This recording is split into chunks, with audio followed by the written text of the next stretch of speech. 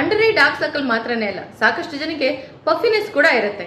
ಈ under ice ಹತ್ರ ಇರುವಂಥ ಪಫಿನೆಸ್ನ ಹೇಗೆ ಮನೇಲೆ ರೆಡ್ಯೂಸ್ ಮಾಡ್ಕೊಳ್ಬೋದು ಅಂತ ಹೇಳ್ಕೊಡ್ತಾ ಇದ್ದೀನಿ. ನಮಸ್ತೆ, ನಾನು ದೀಪಾ ನಾಗೇಶ್, ಆಯುರ್ವೇದಿಕ್ ಬ್ಯೂಟಿ ಥೆರಪಿಸ್ಟ್. ಹೆಚ್ಚಾಗಿ ಅಂಡರ್ ಐ ಪಫಿನೆಸ್ ಬರೋದು ಯಾವಾಗ ಗೊತ್ತಾ?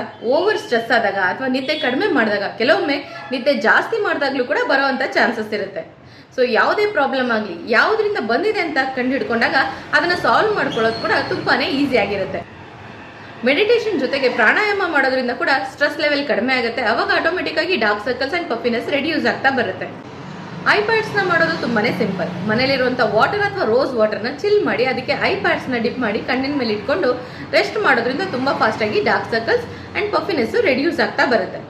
ಇದ್ರ ಜೊತೆಗೆ ಮನೆಯಲ್ಲೇ ನೀವು ಆಲೂಗಡ್ಡೆನ ಚೆನ್ನಾಗಿ ಬೇಯಿಸಿ ಮ್ಯಾಶ್ ಮಾಡಿ ಸ್ವಲ್ಪ ಬಿಸಿ ಇರುವಾಗಲೇ ಕಣ್ಣಿನ ಮೇಲೆ ಇಟ್ಕೊಂಡು ಅದನ್ನು ಸುಖೋಷ್ಣ ಅಂತ ಹೇಳ್ತೀವಿ, ಆ ರೀತಿ ಅಪ್ಲೈ ಮಾಡ್ಕೊಳ್ಳೋದ್ರಿಂದ ತುಂಬಾ ಫಾಸ್ಟಾಗಿ ಪಫಿನೆಸ್ಸು ರೆಡ್ಯೂಸ್ ಆಗ್ತಾ ಬರುತ್ತೆ.